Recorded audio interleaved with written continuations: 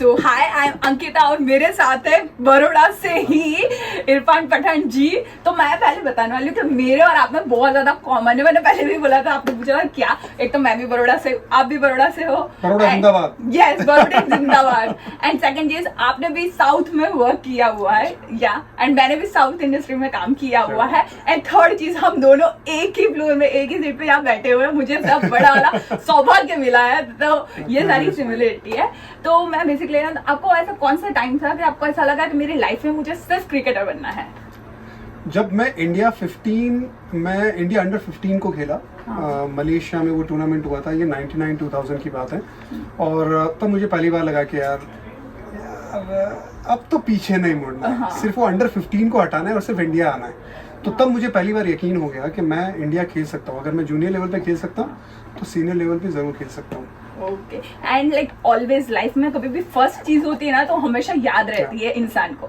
तो वो जब फर्स्ट कॉल आया या आपको पता चला कि मैं इंडियन क्रिकेट टीम में सिलेक्ट हो गया हूँ, मैं खेलने वाला तो वो मोमेंट सो रहे थे। और जब आपने घर पे बताया कि मैं खेलने वाला हूँ, तो क्या था? मेरे फैंस ने बताया एक्चुअली। ओके। आंध्र प्रदेश के सामने बड़ौदा में रणजी ट्रॉफी मैच था, बड़ौदा और आंध्रा का। तो अगले दिन मुझे जाना था, तो मैं इंतजार कर रहा था। मेरा नाम चल रहा था। मैं फर्स्ट क्लास क्रिकेट में लगभग 100 विकेट के करीब था। तो मैं बहुत सालों से क्रिकेट खेल रहा था, जबकि मैं 19 साल का ही था। लेकिन मैं 17 साल की उम्र में फर्स्ट क्लास डेब्यू कर चुका था। लेकिन उसके बाद जब मैं पाकिस्तान गया और पाकिस्तान की जमीन पे भारत के लिए 9 विकेट ली मैंने वनडे में। That was a world record. और तब मुझे लगा कि यार अब तो नाम आना ही आना है। और तब ये नाम चल रहा था, सिलेक्शन था, लास्ट मैच था। और ये तब मैं जामा मस्जिद के घर में रहता। मांडवी, आपको पता होगा मांडवी एरिया। तो वहाँ पे रात को अगर 10:30-11 बजे तो खाली हो जाता है। तो मुझे लगा यार अब तो सिलेक्शन शायद अब कल ही देखते, क्योंकि सुबह 6:30 बजे हमें बेसिकली 6:30 पौने 7 बजे घर से निकल जाना था मैच के लिए, क्योंकि 9-9:30 बजे मैच स्टार्ट होती है। तो आपको वार्म अप करना है, मैच के लिए जाना है। और रणजी ट्रॉफी मैच भी इंपॉर्टेंट है। तो अगर 1% नाम नहीं आया तो मैच थोड़ी मिस करूंगा मैं। तो मैं 10:30 बजे सो गया। लगभग 11:30 बजे पटाखे की आवाज आई, तो मैं आवाज से उठ गया। वो हमारे फैंस थे, वो पटाखे लगा रहे थे। हमारे दोस्त थे, वो आए, भाई आपका नाम आ गया। और मेरे घर के फोन में, तब मोबाइल नहीं था, मेरे घर के फोन पे BCCI से कॉल आया कि आप सिलेक्ट हो चुके हैं। मैं सीधा भागा, वो जो हमारे में सजदा करते शुक्राना का वो किया, घर में सबसे गले मिला। आधा घंटा बैठा, माँ ने थोड़ी सी मिठाई रखी थी, उन्हें उम्मीद थी, तो खीर बनाई हुई थी, वो खाई, फिर सो गया। खीर मेरी फेवरेट है। और फर्स्ट जब इनकम आई थी और आपने ऑफ कोर्स घर पे बताया कि मेरी फर्स्ट इनकम है, तो जब पहली बार वो पैसे आए हाथ में, तो वो फीलिंग कैसी थी फर्स्ट इनकम वाली? अब मैं आपको क्या बताऊं। देखिए, मेरी पहली 2 इनकम थी ना। हाँ। वो एक तो मंगल बाजार आपको बताया, वहाँ पे मैंने कुछ जाके बेचा था, तो मुझे 2 रुपए मिले थ्रेड नाड़ा। हाँ। और दूसरा मैंने पतंग बेची थी। 14 तारीख को मैंने सारी पतंगे लूटी। हाँ। और मैंने लगभग 250 पतंगे लूटी थी। और 15 तारीख की सुबह मस्जिद के बाहर मांडवी एरिया में सुबह बैठ गया और 79 रुपीज में बेच दी।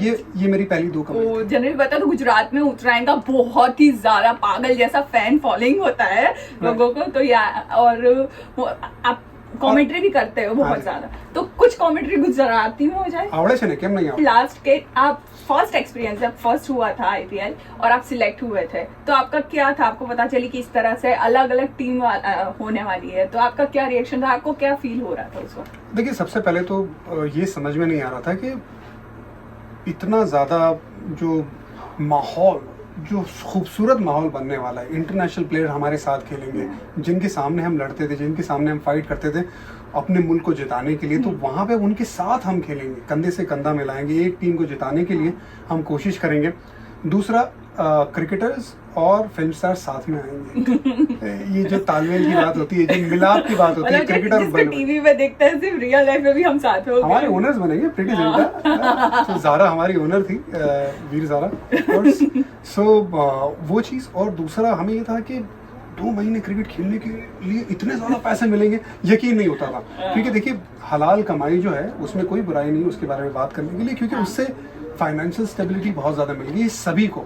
तो जो पहले जो क्रिकेट खेलते थे हम 70-80 दशक की बात करें तो, और अभी में ज़मीन आसमान का फ़र्क है। तो प्लेयर स्टेबल हो गए, उनकी फैमिली स्टेबल हो गई। और आज हम 15 साल के बाद यहाँ पे बैठे और बात कर रहे हैं, हर एक पेरेंट्स चाहता है कि मेरा बच्चा ना एक तो इंडिया को रिप्रेजेंट करे और दूसरा आईपीएल खेले ही खेले, क्योंकि आपको फाइनेंशियल स्टेबिलिटी उसमें मिलती है। तो वो हम सोच के बहुत ज़्यादा एक्साइटेड थे। या और लास्ट क्वेश्चन, हमारे बहुत सारे सब्सक्राइबर है जो यंगस्टर है और काफी लोग है ना बहुत जल्दी गिव अप कर देता है आजकल यंगस्टर, जैसे 1-2 साल दिया इसमें काम नहीं हो रहा छोड़ दिया, तो उन लोगों के लिए कोई मैसेज? देखिए मैसेज, एक छोटी सी कहानी। 2010 में मुझे पैट्रिक फरहाद, हमारे जो फिजियो थे, उन्होंने मना कर दिया था कि आप क्रिकेट खेलना छोड़ दीजिए। अब मैंने उन्हें तब ये कहा था, और मैं लगभग 1 साल से स्ट्रगल कर रहा था, तब मैंने उन्हें कहा था, और पैट्रिक फरहाद का नाम हम गूगल करेंगे आपको पता चल जाएगा, कि आप मुझे बस पेन फ्री करिए, मैं इंडिया खेलूंगा। मैं 1.5 साल के अंदर वापस कम बैक किया, मैं वापस खेला मुल्क के लिए, मैंने हिम्मत नहीं हारी। मैं उम्मीद करता हूँ आपके फैंस भी हिम्मत ना हारे, करते रहिए काम, और मुझे यकीन है अगर आप मेहनत करते रहेंगे, काम करते रहेंगे और अपने आप पे बिलीव करते रहेंगे, आज नहीं तो कल नहीं परसों आपको कामयाबी मिलनी है, यकीन से कहता हूँ। Thank you so much. You welcome.